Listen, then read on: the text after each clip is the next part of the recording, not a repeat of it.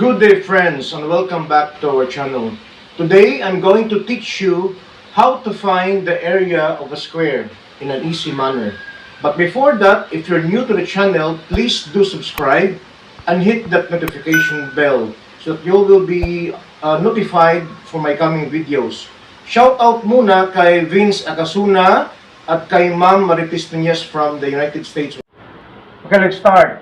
Finding the area of a square. So in finding the area of the square, we must remember this formula. So area equals side times side, or side squared. So example number 1, this is the square and the measurement is 2 meters on each side. So we must remember that a square is a figure that has 4 equal sides. So if this side here is 2 meters, so obviously this one here is also 2 meters. So let us try to solve using this formula, side times side. So the first side is 2 meters.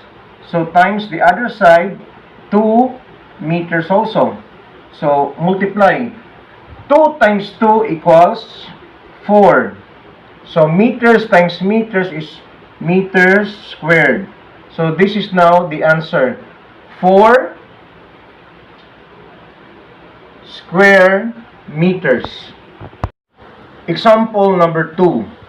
So the measurement here is 3 meters on one side. So let us try to solve the area of this square. So side times side. So 3 meters multiplied by 3 meters. So 3 times 3 equals 9. Then meters times meters is meters squared. So the answer here is 9 square meters. Example number 3. A square having 5 meters on one side. Let's try to solve using this formula. 5 meters is the measurement on one side, so multiplied by 5 meters. So 5 multiplied by 5, so 5 times 5 is 25. Meters times meters is meters squared. So the answer here is 25 square meters.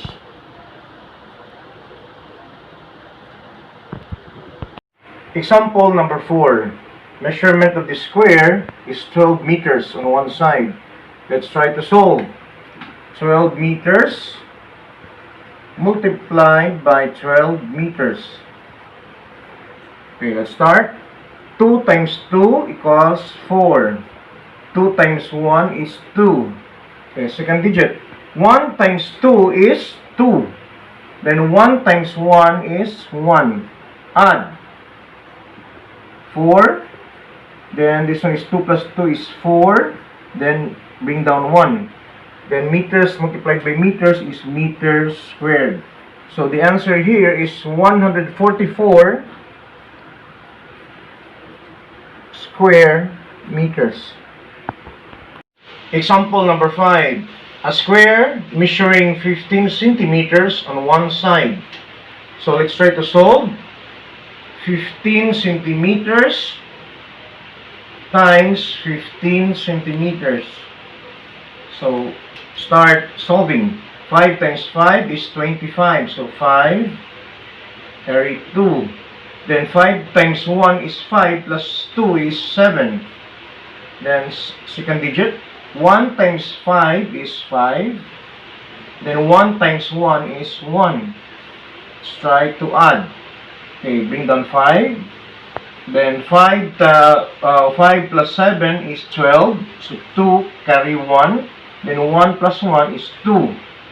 Centimeters times centimeters is centimeters squared. So the answer here is 225 square centimeters. 225 square centimeters. This is the end for our video today, and I hope you have learned something from our tutorial. If you have learned something from this video, please hit the subscribe button and click that notification bell. Goodbye!